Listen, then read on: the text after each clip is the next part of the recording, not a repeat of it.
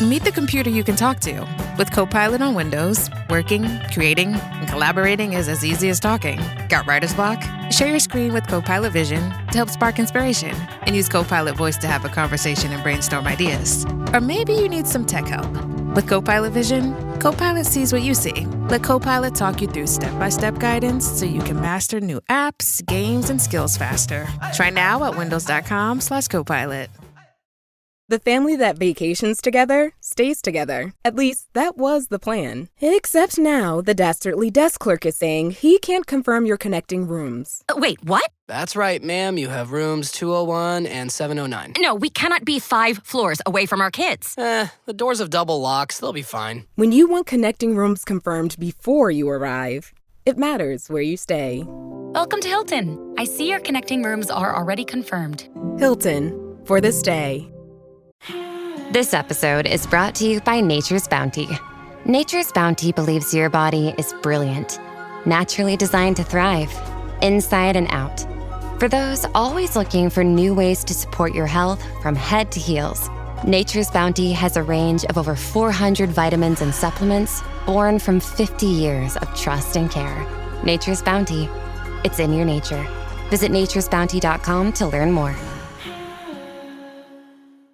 When cool, creamy ranch meets tangy, bold buffalo, the whole is greater than the sum of its sauce. Say howdy, partner, to new Buffalo Ranch sauce. Only at McDonald's for a limited time. At participating McDonald's. Welcome in, everybody. This is the Aftermath edition of the Falcons podcast. And yesterday it was the gut reaction, and we had a great time. I see a lot of familiar faces already here in the chat, and we had a good time dissecting, venting about the things after the gut reaction. And frankly, as you're going through the stages of grief, anger is one of the first stages. And I, for some reason, I was at the acceptance stage. I've accepted that this is this is who the Falcons are going to be. They're 3-7. This season is done. But as I start looking more into it, by God, the Irishman in me makes me angry again. As I start looking at some of the things that keep happening over and over and over again, some of the stats that I look at, and some of the things that are seemingly so avoidable by people making millions and millions of dollars to make these decisions, I get mad. Part of it's, a little envy. I'm like, well, I wish I was making millions and millions of dollars to make such stupid decisions. So we're going to get into that a little bit today. But we do go live, and we're going to talk some injury updates. I titled this "Injury to Insult" because getting swept by the Panthers for the first time in a while is insulting. Coming in and doing it, and you're giving up franchise record 450 yards to Bryce Young. That is insulting. And congratulations to the Panthers. They earned it. They earned the right to be able to come in here and be insulting. So congratulations. Had a couple of Panthers fans come in the comments are good. It's okay. Like I said before, it's really hard to trash talk an Atlanta Falcons fan. It's an abusive relationship. What are you going to do to an Atlanta Falcons fan that is worse than what the Atlanta Falcons have done to their own fans? You can't do it. You can't. So, lightheartedness here is okay, but otherwise, I'm not a big fan of trash talk overall, but the Panthers came in and they swept the Falcons, and they've made Bryce Young look like Steve Young again.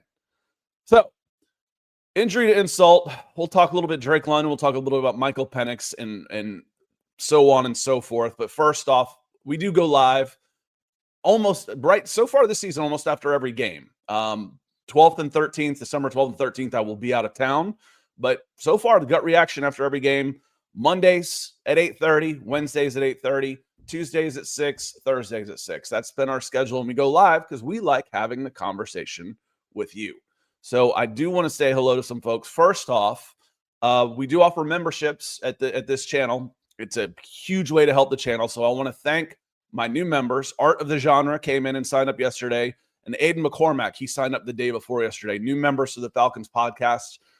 We do members only videos, gut reactions to news that hits during the week. And, you get a little bird and special shout outs and stuff. So thank you to y'all. But let's get in and say hello to some folks. Mitch says it's such a painful season, but why? It's hard to watch. Why is because they're not good enough in the margins, which comes down to coaching. They're just not. It comes down to snap decision makings, one score games, all of that. Special teams is a big part of it. I looked at one of the stats I was talking about that just makes me mad. When this game turned yesterday on Natron Brooks's fumble, yeah, he got Charles Dimreed out there yesterday as far as getting picked on. If Bryce Young threw for 450 yards, 300 of them went against poor Natron Brooks out there. That's a failure on the staff for not doing a better job of having depth at the cornerback position. However, on the kick returns, the Atlanta Falcons are 32nd in kick returns. 32nd. That shouldn't surprise anybody. We were talking, they talked up Jamal Agnew like he was going to be the second coming of Devin Hester, and he's been a waste of a roster spot. Shout out to Garrett Chapman for putting that in writing in a text. And I'm gonna just reiterate for him and credit him. The Falcons are 32nd. That's DFL for those of you counting at home in kickoff returns, and they're 1.4 yards away from 31st. Okay, well, that doesn't sound like a ton, 1.4 yards. But what does that mean, Scott? If I added 1.4 yards to 31, they jump up 5 spots.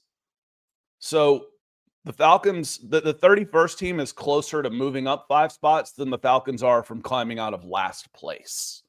That's how bad kickoff returns have been this year. That translates, one of the ways that translates is to they're the 7th worst team in average starting field position. What does that mean? Okay, well, let's see what that means. The average starting position for the Atlanta Falcons has been the 32.2 yard line. I'm sorry, that's the opponent's average starting position. And the opponent's average starting position, and that have a lot of has to do with their own kick coverage, which has been poor. So the opponent's average starting position is the 32.2. The teams that are worse than them, because there's only 6 of them: the Las Vegas Raiders, the New Orleans Saints, the Tennessee Titans, the New York Jets, the Cincinnati Bengals, the Minnesota Vikings. I don't think there's even are the Vikings, do they have do they have a winning record? I don't think there's a winning record among the lot. So they're 4-6. I said the Raiders. The Raiders are, let's see, the Raiders are 2-7. We know the Jets are 2-8. The Tennessee Titans, I think, are 1-4. They're 1-9. So the field position matters. It's just it's symbolic, and the hidden yardage we talk about. When you're losing 10, 15 yards like you did on the kickoff in overtime by letting the ball bounce right on through, you get the ball in the 20 instead of the 35, 32, 33, 34. It's like having a personal foul on every just to start every drive. It's maddening. It's absolutely maddening. All right. Mad Scientist, he says, I see I'm early for the recommended group therapy session. I'll be back. Well, I hope you're back. Came in a little bit early. Yeah, this is, for some reason, I've gone back and forth from acceptance to now I'm pissed off again. It's just, and like I said, I think some of it's just envy. Man, I wish I could make millions of dollars to do stuff like this. That'd be great. I'm for hire. I'm for sale. Cashback Beats says, good morning. He's got the coffee emoji. You know what? I'll drink to that. I haven't had a sip of coffee yet. This is all natural, fired up Scott this morning. I think it was a little strong, so I might have to water that down just a shade. I poured the rest of my can into there today. What are your thoughts on keeping Algier and Ellis? I feel like these are worthy players to keep as they bring so much to the team. I think you've got your running back in Bijan Robinson, and I don't think you're going to pay 2 of them because Tyler Algier is going to make a good bit of money. He's made $4 million in his 4-year career. He'll double, maybe even triple that next year. So I think double the money, go from 4 to 8. And I mean triple, as he'll go from 4 to 12. So $8 million. I bet he puts $8 million in his bank account next year between signing bonuses and base salary. I bet he puts $8 million and he goes from 4 to 12 and triples the money he's made in his career next year. the Falcons need to start investing in the premium positions, and they have. Drake London, premium position.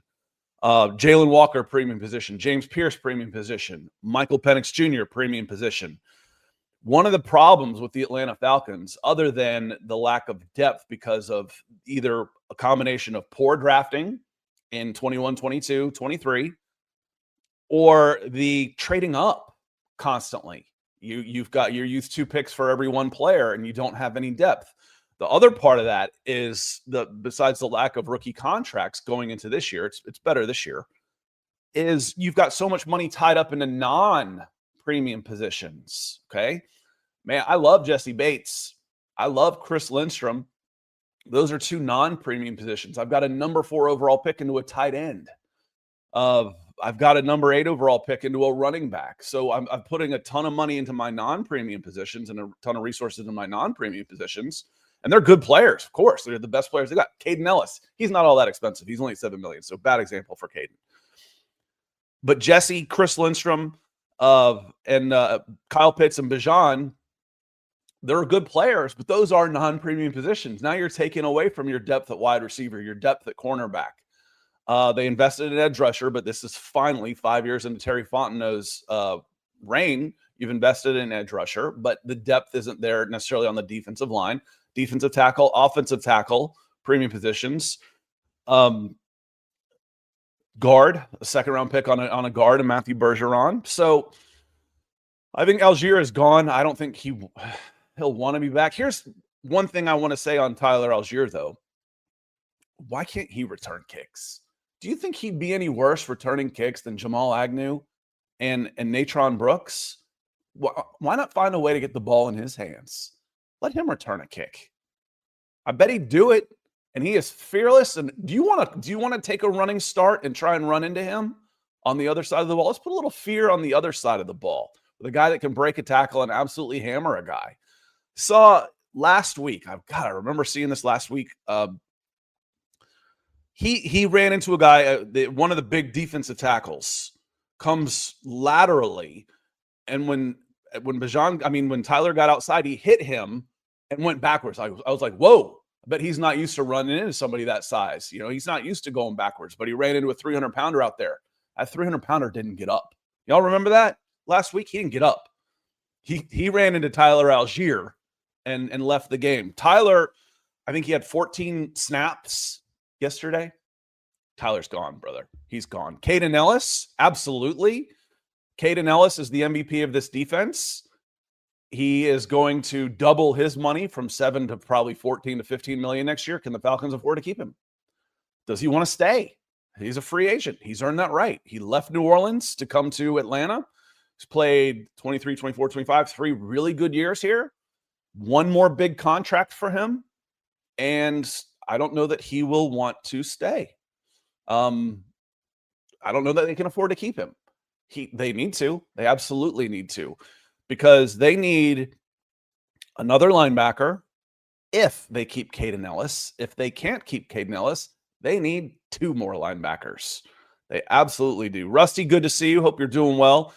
He says, people who are against the hire of Raheem were told they were being negative and fake fans. Anybody that tells you how to fan, just don't listen to them. If you just support the team, they'd win. Baloney. The problems the Atlanta Falcons fan have nothing to do with this podcast and fans being upset for the product they see on the field. I promise you. None. 0. Makes people feel better. Oh, I'm a bigger fan than you. That's my identity. I'm a better fan than you. Well, great. Here's your I'm a better fan than you prize. It's the penguin. Well, I'll send it to you. Let me know. Here's your trophy. Well, guess what? We were right. And anyone who liked the hire don't know ball. Kudos to the real ones. Listen, it's okay. Fan how you want to fan. If you're upset, you've earned the right to be upset for sure. Keith Robbins, thank you for being a member, my friend. He's got that bird next to his name. Says, well, who do y'all recommend to coach our dumpster fire? Serious question, because at this point I'm lost. There's going to be, Kubiak is one of the guys that I'm looking offense for sure. So I'm thinking Clint Kubiak out in Seattle. If Stefanski gets moved, I'd take him from Cleveland. Cleveland, I know, but Bill Belichick came from Cleveland too.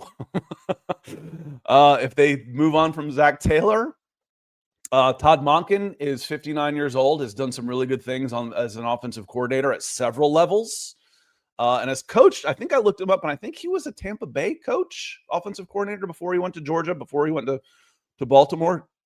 So he's been a good offensive coordinator at several levels. I would interview Mike McCarthy, former Packers and former Dallas coach with offensive chops. His floor at Dallas has been the Falcons' ceiling for the last decade. So, you can't win the big one. Let's get to the big one first. Those are some names that I've been thinking about too. I don't want another defensive guy. I just don't. And Rusty coming back says only Atlanta interviews Vrabel, Harbaugh, and McDonald, but walks away with Raheem Morris. Can't wait for Lovie Smith to name the head coach in 2 months. He said, if that happens, I'm done. I don't know. You weren't getting Harbaugh. That one I'm absolutely positive of. McDonald didn't leave, if you remember. He didn't leave Detroit. He was the Washington Commanders thought they were getting him, and he didn't leave. And then Vrabel, I don't know if he had his choice or if choice was made for him, but Vrabel's a good coach, and I don't know that they could have gotten those guys. The only one we know that wanted the job of the people that they hired was interviewed was Bill Belichick. That's the only one we know for sure. So I can't necessarily say you picked the wrong guy out of those guys, because you might not have had a pick of those guys. And Bill Belichick, I don't know. What would Bill Belichick have done in Atlanta? He has no business being in the college game. None. Would he have been better here? Better than North Carolina, for sure. Would he have been with the talent on board? Yes, he would have been better than Raheem Morris. Yes. And if he upsets the culture and gets rid of Rich McKay, so be it. Psalm, it is good to see you. Hope you were doing well out west. He says, Nick and good morning, Nick and Scott. Nick will be joining us on Gut Reactions and on Wednesdays. That's Nick's new schedule. He's doing Broncos on Monday and Friday. So we'll see Nick on Wednesday. Good morning, Scott, Nick, and Falcons. Has Raheem been fired yet? 5 losses in a row. Pathetic. No, and I don't expect him to. I really don't. I do not expect them to fire Raheem Morris until the end of the season. If they fire him at all, I would expect them to. I wasn't positive they were going to fire Arthur Smith. You're just never sure with Arthur Blank, but he's the 2 times he waited too long. Thomas Dimitroff should have been fired with Mike Smith. Introducing Oakley Meta Vanguard, the new performance AI glasses designed for athletes. With hands-free capture on an action-ready ultra-wide camera, powerful open-ear speakers, and built-in Meta AI that syncs with your Garmin devices for real-time insights while you train. Take your performance to the next level with Oakley Meta Vanguard. Athletic intelligence is here. Learn more on meta.com. Hey, this is Bill Simmons from the Bill Simmons Podcast, here to tell you that Michelob Ultra, the official beer partner of the NBA, is bringing NBA fans closer than ever this season with chances to win great prizes, including courtside tickets. Enter now at MichelobUltra.com/courtside. Michelob Ultra courtside 25 to 26. No purchase necessary. Open to U.S. residents 21 plus. Begins on October 1st, 2025 and ends on June 30th, 2026. Multiple entry periods. See official rules at MichelobUltra.com/courtside for free entry deadlines, prizes, and details. If Mike Smith was failing, Thomas Dimitroff's hands were all over that. An imbalanced roster, and Thomas Dimitroff should have been gone with Mike Smith. Dan Quinn was they waited a year too long, and they had to fire him after they came out 0-5 again in 2020. Waited a year too long, but Arthur Smith was gone when he was supposed to be. We will see on that. Whoever pushed for Raheem needs to go with him. Ski, good to see you. He says, honestly, Scott, I want a house cleaning, including Albrook and Fontenot. I just want a whole new coaching staff and GM. Time to move on. Yeah, I get what you're saying. I do. And it's a shame. But the good coaches won't have any trouble finding work again. Ulbrich will have a job again within a couple of weeks if he is let go. Dwayne Ledford, the offensive line coach, he will have a job as quickly as he wants one. Jerry Gray will have another job as quickly as he wants one. So there's some good coaches on this staff, just like there's some good players on this roster, and it's failing. Sam, good to see you in here. And good question on here. Could the lefty-lefty exchange be an issue factoring into MP9? Why isn't it in center? It just hit me for this. And I don't know why. There's I figured out a long time ago, and I started saying a good idea can simultaneously make you feel elated and stupid at the same time. If you've done this, you know what I'm talking about. You're like, man, that's a great idea. Why the hell didn't I think of that sooner? It's so obvious. Here's the question I have for you. So does a lefty-lefty exchange make a difference? No, I don't think the center thing. But what does make a difference? And, I don't watch probably as many Falcons content providers as you do, so maybe somebody else has said this. Maybe they are absolutely terrified to put him under center with Eli Wilkinson at right tackle on the blind side. If you're in this shotgun and you're not under center, I don't have a blind side. I'm looking straight ahead the whole time. Maybe they are absolutely petrified to put him back there under center and drop back with his back to the right side as a left-handed quarterback. Maybe that's it. I don't buy it, but that's a possibility, because you know what helps the quarterback? A better offense. keeping the defensive lineman guessing. Don't let them know run pass every single time. Play action, keeping them off balance. Those are your quarterback. That's how you protect your quarterback, because it's not protecting him back there anyway because he's still getting hit. So that is the only thing I can really think of, Sammy, on why do they refuse. He's more comfortable out there, and you've seen my reaction to that. Baloney. We don't want to throw Eli Wilkinson under the bus, and we're terrified to put him back there at right tackle. All right. That makes more sense. That does make a little more sense. Master Roshi coming in with a super chat. Thank you so much. He says there's no benefit to keeping Raheem until the end of the season. Mike is hurt. Drake is hurt. Also, why does it seem like there are two different schemes for Kirk and Penix? Kirk was under center, tempo, etc. Yeah, first play was under center. Then a nice little play action. Quarterback sneak. Then the next play after the quarterback sneak, first down, they go tempo. I don't know on that, honestly, other than Kirk is right-handed and his blind side is Jake Matthews, who is solid. And Michael Penix is left-handed and his blind side is Eli Wilkinson, who is not, especially in the pass. I don't think he's bad as PFF has been grading him. When I watch these games, how many times this year, the Falcons are 3-7, 5-game losing streak. Have you ever said to yourself, I have not. Have you ever said, man, I can't remember his name now. All I can think of is McGlinchey. If Caleb McGarry was out there, the Falcons would have won this game. I have not said that. I've said if Mike Hughes was out there yesterday, they might have won the game. Said if Devin Hester was out there, they might have won the game. But I have not said that Eli Wilkinson is the one costing these games. So appreciate you coming in with a super. Thank you so much. And let's get into that. I put it in the comments, or I titled it. So let's get into that real quick. Mike is hurt. Bone bruise in his knee. Could miss some time. So that might mean that we're going to see Kirk again this week. Kirk has looked awful. He's just looked terrible. And one of the reasons Drake is hurt is the hospital balls that Kirk throws. He can't get the ball wide. He can't get the ball to the outside. So as a defender, I'm jumping the inside routes. And if I'm a linebacker, I'm looking at Drake on the slant. Now I've got Drake going into three guys. I've got Darnell coming on the outside, coming inside, going into three guys, because I can't throw that out route to get him isolated outside where he's protected better. He's being put into danger.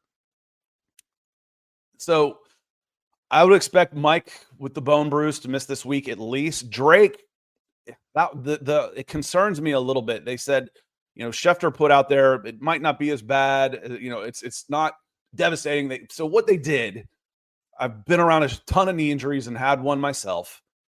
As soon as they go down, they'll do a stability test. They'll lay the player on his back, and you see them hold the calf parallel to the ground. And when you start seeing them do that, you're like, oh, nollies, it's a knee. And they'll move up, they'll move sideways, and they'll see if the lower leg is moving without the being connected, so to speak, if there's the stability test. So what I got out of that update was the stability test was okay. They don't think anything is torn, but I'm talking about with Drake, you don't know any extent of the damage. That they are still going for an MRI scares me. That's scary because you can find small tears, you can find all those type of things, and if anything is wrong, there's no reason to risk Drake. If Drake's like, oh, he could play, but he could also fully mess up his knee. If it's a Super Bowl, you go out there and play. You play your whole life for that moment. For a 3-7 team, you shut it down and you take 3 weeks off until you get healthy again. So it scares me a little bit that they're still going through an MRI. If he needs to take another week off, so be it.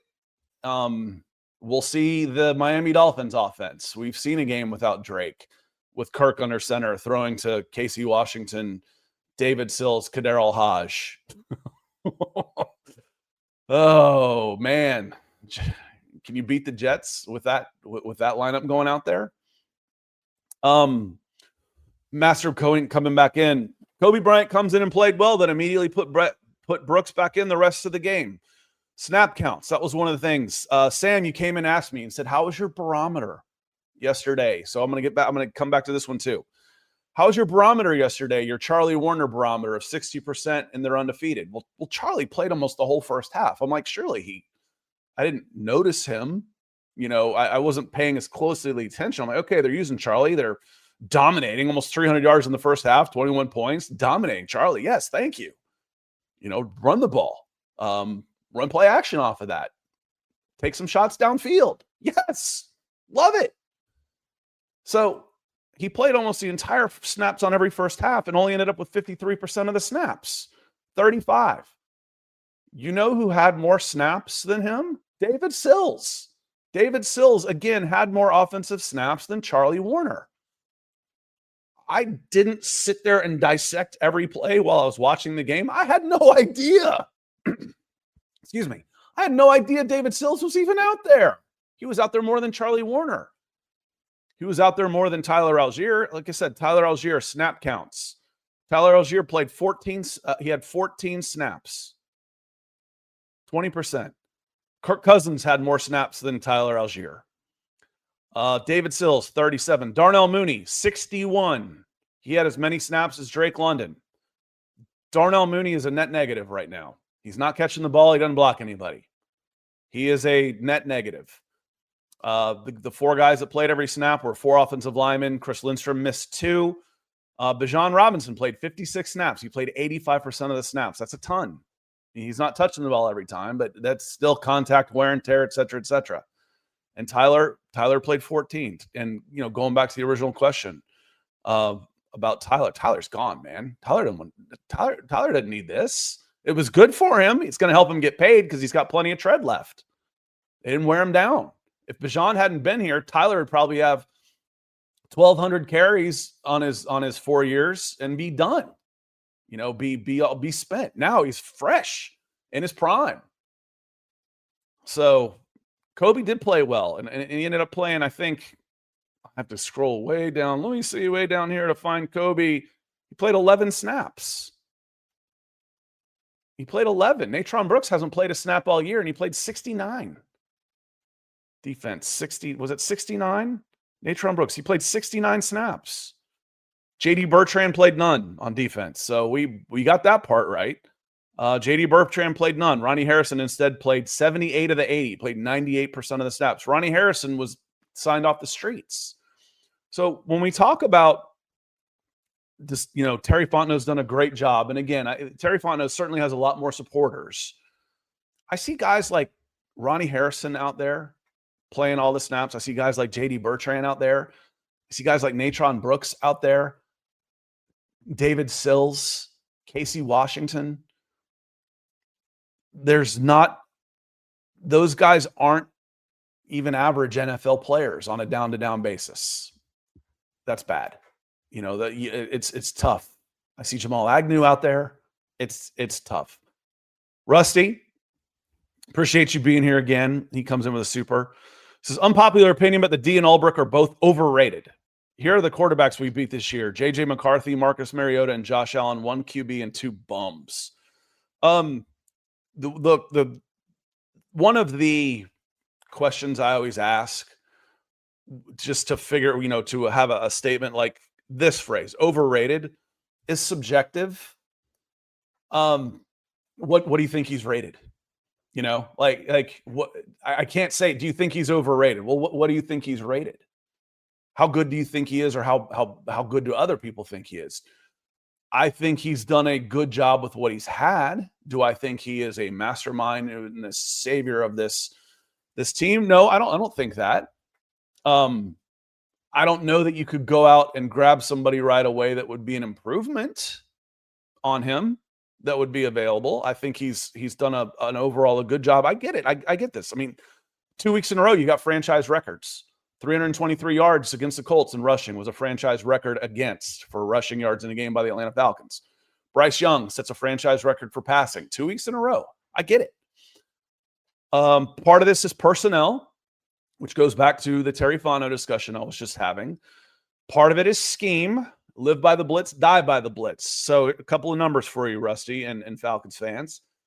The blitz percentage for the Atlanta Falcons, they've moved up to number 2 in sacks, believe it or not. But their blitz percentage is also number 2 in the NFL, behind just the Minnesota Vikings. Blitz percentage is number 2 in the NFL. But their pressure rate, and this is all from Pro Football Reference, their pressure rate is 14th. So I'm blitzing the second most in the NFL, but I'm only getting pressure at an average rate, 14th out of 32 teams, middle of the pack. That's leaving me awfully exposed on the back end of this thing, which at the beginning of the year, listen, they say you always tell the truth. You never have to remember what you say. So we said this could happen. It will be more exciting. They will attack. They will give up more big plays, but they will make more big plays. They're not good enough on the back end to blitz the second most. Not with Natron Brooks out there. Not with D. Alford out there. You got a couple of rookies in coverage. It happens to them every so often too.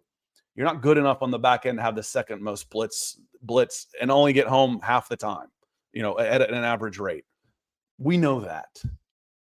But big plays on both sides means your offense gets the ball more, which is one of the benefits we were hoping. Shorter drives, more turnovers, more sacks, more 3-and-outs, more time, more possessions for the offense. One of the problems there, Rusty, is the offense sucks. The offense now, remember that team that was number 1 in yardage or number 2 in yardage? At one point, like after 5 games, they were ended up number 2. They are now 16th in yards, 27th in scoring. That feels about closer to what we've been watching lately. So again, unpopular opinion, the D and Ulbrich are both overrated. Well, they're now the number 17 in total yards and 20th in scoring. That feels about right. That feels about where they are. The pressure they are getting is maybe changing the perspective that they're number 2 in sacks. I would agree with you on that. But we said if you take the offense from last year and give it even just an average to below average defense, it's a playoff team. Well, now you've got that. You've improved your defense from god-awful, bottom 3 unit in the NFL, to middle of the pack. And they are making plays at times that can set up this team to win.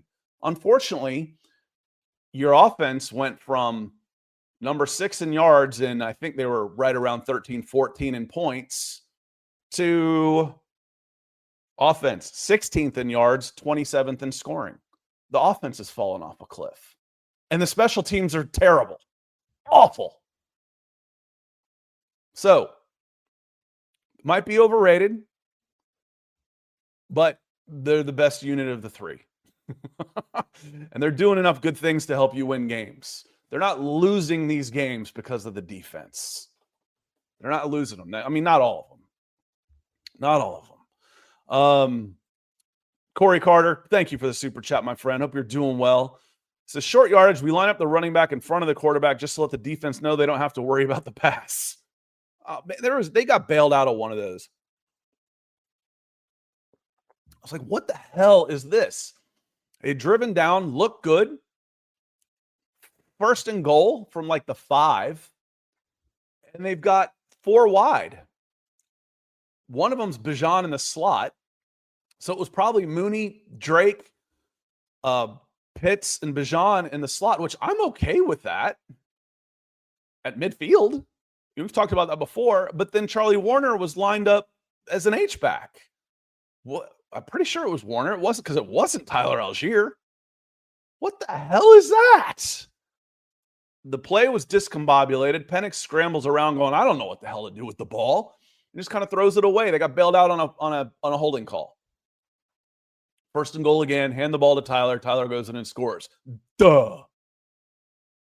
It's not rocket science. It's just not. So, Corey, getting back to why do we do some of these things? I don't have answers for all of them. Again, why does it look like they do things differently? Why is he always in the pistol? Maybe, and I said this at the top of the show, maybe they're scared to death of Eli Wilkinson on the blind side. Because if you do drop back, you can drop back straight, but normally on your drops, you turn your back to your I'm left-handed.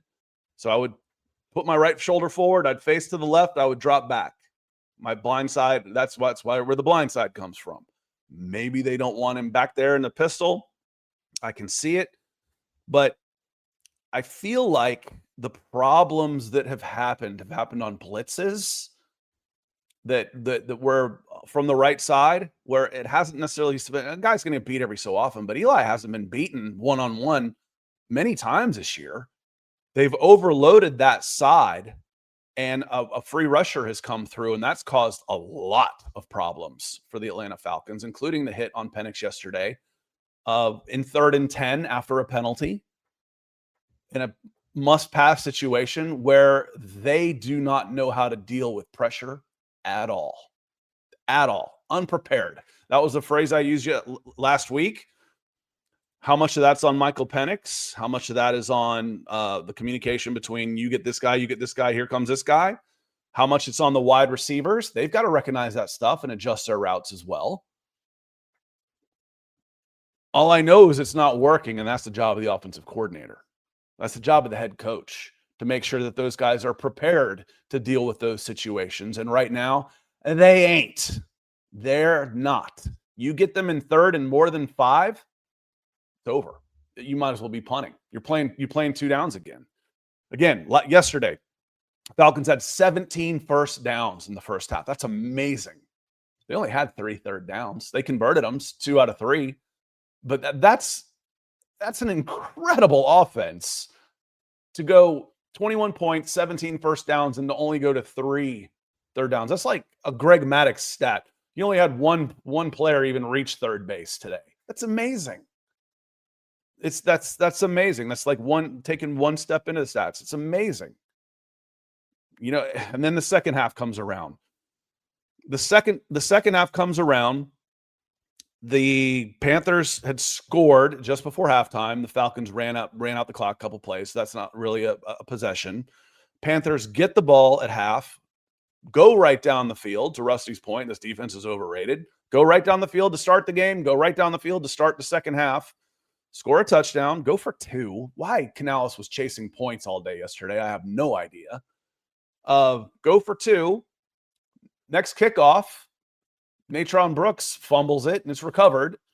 The defense does hold there. They hold on downs, but then Michael Penix gets hurt on on that 3rd and 10, not recognizing a blitz, and gets hurt. The Falcons ran 6 plays for 18 yards in the 3rd quarter. 6 plays. 18 yards in the 3rd quarter. They had 90 yards in the second half and overtime, not just second half and overtime. Now, I mentioned yesterday I mentioned yesterday, I try and take a snapshot of the halftime stats. They had 257 yards in the first 30 minutes. They had 90 in the second half and overtime. They were 2 of 3 on first down. I think they finished 4 of 11. I think they were just a shade under 33%. 94 rushing yards at halftime. It's frustrating. It's absolutely frustrating. Let me some of the things I know I wanted to get to. Falcons are number 9 on turnover differential. We talked blitz percentage. So let me hit the chat. Let me see what's on your mind. Good morning, Michael. You've probably taken off already. Gone over to check out Nick over on the Broncos side of things, but hope you were doing well. Does it ever feel like you're a marketing professional just Speaking into the void. But with LinkedIn ads, you can know you're reaching the right decision makers, a network of 130 million of them, in fact. You can even target buyers by job title, industry, company, seniority, skills, and did I say job title? See how you can avoid the void and reach the right buyers with LinkedIn ads. Spend $250 on your first campaign and get a free $250 credit for the next one. Get started at linkedin.com/campaign. Terms and conditions apply. This episode is brought to you by Nespresso. Gift magical mornings with Nespresso Virtuo Pop. Compact and stylish, Virtuo Pop is made to meet every morning coffee craving. From espresso to coffee, hot or iced, at the click of a button. And celebrate the season with Nespresso's limited edition coffee flavors. Sweet almond and hibiscus, cinnamon and candied tamarind, and festive double espresso. Magic in the making. Shop the holiday gift collection exclusively at Nespresso.com. And, JLT, the O-line has progressively gotten worse over the last 4 games. We're missing Dahlman, among other things. I think you're missing McGarry more than Dahlman. But what I think you're missing is the ability to keep a team off balance. They're predictable. I know when you're going to run the ball. I know how you're going to run the ball. Early in games, that works in the second half of games. After you've been beating on teams and wore them down, it doesn't work so well in the first half of games. So I don't know. So season over Falcons, I put that on the title yesterday on the graphic, Mitch. Bad tackling has been a Falcons issue forever. It's last year a lot of it was just because they were in space. This year they're missing a couple guys. I tell you what, one of the positives though is watching Bijan make people miss. That touchdown run, he's got a 300-pound defensive tackle draped on his back, and he just slides off him like water off a duck's back. He just strolls into the end zone, cool as you like. Guy comes in from the left side. Bijan jumps backwards, and he goes right by him, and he goes around and picks up 6 yards. He should have lost 3. I'm like, can you imagine playing? This guy shows up in your flag football league. I mean, you couldn't pull a flag, let alone tackle the dude. Corey Blank needs to fire up Blank. Michael's a little worried about a lot of our good players are going to leave and good players will not come here. That does get overblown just a little bit, Michael. You might have to pay a little bit of a premium, and that's the problem. You don't necessarily have the money to pay a premium for guys, and when a player becomes available, like in the second half of a season for salary cap reasons, or, we see it all the time. This is a team that's losing and nobody wants to trade for him because they don't want to pick him up. So they're going to cut him. He's asked for his release. These veterans that can help you make a run down the line, they definitely don't want to come to a team that's 3-7 or losing all the time. They want to go to a team that has a chance to win. As far as good players that are going to leave, you got Tyler Algier, you got Caden Ellis, David Onyemata. Those guys are free agents at the end of the year. I'll be surprised if any of those guys are not any. I'll be surprised. I was surprised that Onyemata's still here, period. Tyler, I don't think he'll be back. Caden Ellis won't. I think he'll be back. I think you got to have him back. Got to make him a priority. But if he is dead, like if he's like Dahlman and is set on hitting free agency, he's earned that right. He can. 10 Cam wins a first mock draft stream coming up. Where are the Falcons right now? Do they have a pick in the 40s? What's the updated draft position for them right now? Naturally. Anybody want to guess where the Falcons pick is for the Rams right now. Let me give you a hint. I have nicknamed this pick the Arthur Smith Memorial Draft pick. Number 8. Good Lord. So if the draft was right now, the Falcons picked the last 5 years, 8-8-8-15-8. People want to know why you have a question about Terry Fontenot? Because you've picked top 10 5 out of 6 years for 8-8-8-15-8. That's fireable, y'all. Well, it's not Terry Fontenot's fault. Doesn't matter, man. Doesn't matter. If it's not his fault, then why hasn't he fixed things? It's not all Terry Fontenot's fault. He didn't hire Raheem Morris. I know. Why is Natron Brooks out there? Why is Mike Hughes still the number 2 cornerback? Why does it take 5 years to address the defense? Why is Kirk Cousins still on this team? Why was he on this team to begin with? Why haven't you had a winning season in 5 years as general manager? All those are fireable offenses, y'all. Whether you think it's all his fault or not, it really doesn't matter. It doesn't. You go 5 straight years of losing as a general manager, you're probably going to get fired. It's just the way it is, man. So the number 8 Arthur Smith Memorial pick goes to the LA Rams. The Falcons right now are sitting at 42. The problem is there aren't many, especially this early, mock draft simulators that will go past the first round.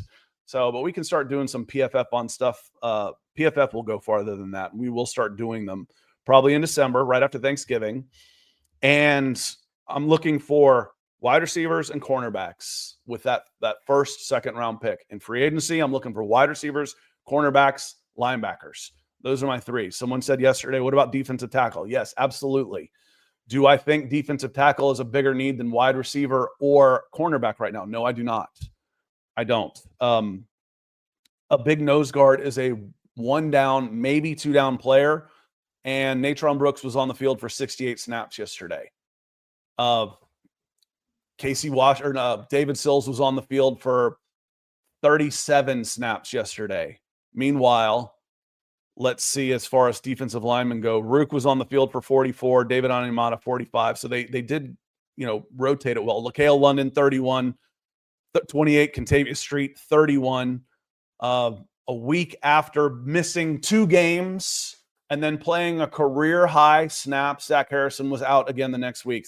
Should anybody be surprised about that? Speaking of players, you're out there missing. Zach Harrison has been a really good player for the Falcons this year. Devon Diablo was a great player for the Falcons this year. Mike Hughes has been adequate. He's been at least league average.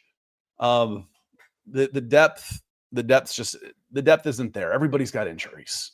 We heard about all of the Buffalo Bills injuries when the Falcons played them. Everybody's got injuries. The Bills have turned it around too. ESPN has they call it a report card, which makes me mad because there aren't any grades. They did just a status check on offensive coordinators. Another problem was they had their local beat writers write it instead of an outside. Mark Raimondi might not be as critical as someone who's not sitting in Flowery Branch. He might not be as critical about it. But it's a what's gone right, what's gone wrong, and a key to the second half. What's gone right? So Bijan's been great. What's gone wrong? If Bijan's not great, the Falcons stink, and Penix has gone backwards. And then the key to the second half was, making sure that Penix progresses if he's even out there. I think Penix is going to miss at least another week. And then Penix has tools. The Falcons have had protection and receiving issues, so it's not all on the offensive coordinator. No, it's not all on the offensive coordinator, but Zach Robinson isn't doing a great job either. Both can be true. Both can be true on that one. Let me see. I want to say hello to some more folks. John Harrell, good morning. Thank you for being a member. Hope you are doing well. Let's see. Michael, good to see you. I know I already hit one of your comments, but he said I finally got to make it live. Mitch is just on everybody right now. Our uniforms kind of suck too. And AJ says, for a man that got us out of cap hell, not making moves is not getting us out of cap hell, by the way. He put us in draft pick and cap hell again. Talking about Terry Fontenot. The Falcons going into 2025 were broke. Why? That was designed. Kirk got a 2-year contract. You weren't broke because he wasn't any good and isn't your player. He got a 2-year guaranteed contract. You've got a lot of money tied up into non-premium positions like we talked about. So you were only able to go out and get Divine Diablo at $7 million, which isn't much spending. It's a great signing. Who else did the Falcons get in free agency that made a difference? Leonard Floyd was basically a straight swap for Lorenzo Carter. Leonard Floyd was good, but again, you signed 33-year-olds. They get hurt, but they did hedge on that for sure. Went out and got depth, drafted 2 edges. So went for depth there. I don't think you counted on DeMarco Helms or Braylon Trice or Troy Anderson. So you did what you could there. But again, when you're trading 2 picks for every one, you end up with depth problems, and your salary cap was put in a bad way in 2025 on purpose. Why? I don't, you usually max out your salary cap when you're going for it. Listen, we're gonna spend, we're gonna trade some draft picks. We're going for it. They weren't. This wasn't a win now mentality. And it cost them. I think if they had said, we've got some problems and we need to build this, we're pushing for 2026, then Raheem might have gotten 3 years, but we'll see. We will see. Kasim, this is not advocating for the coaches, but missed kicks, drops, wide open in several games has killed the Falcons. Yeah, and missed tackles, Kasim. There was some talk yesterday about Kyle Pitts. Kyle Pitts, I think his time is about up in Atlanta. He's cost himself a ton of money. He hasn't earned. I never would have given him a long-term contract, period. I wouldn't franchise tag him now. I don't want to pay him $15 million for next year. No way. So, and then he might want a fresh start too. So Kyle Pitts is another one of those guys. And the number 4 pick for where he was taken, Kyle Pitts has been a bust. Now, is he a bust? Is he a bust? No, he'll be a decent professional for a long, long time. So he's not a bust of an NFL player, but for where you took him at number 4 overall, the highest drafted tight end in history with, 4 Hall of Famers behind him, he was a bust. He was a bust of a pick, for sure. And so he'll probably be gone too. Mr. E is me. Good to see you. He says, even when Raheem is fired, there doesn't seem to be any good options for replacement. Who would you go after, defensive or offensive minded, coach? I think offensive mind. I would absolutely go after offense, especially with a young quarterback. With offense, you don't have to replace your offensive coordinator if you are successful. And with a defensive coach, your offensive guy, if you are successful, is going to get hired away. If you are the offensive coordinator and you run the offense, it's a lot easier to bring in a defensive guy to coach defense than it is to bring in an offensive guy to restart an offense.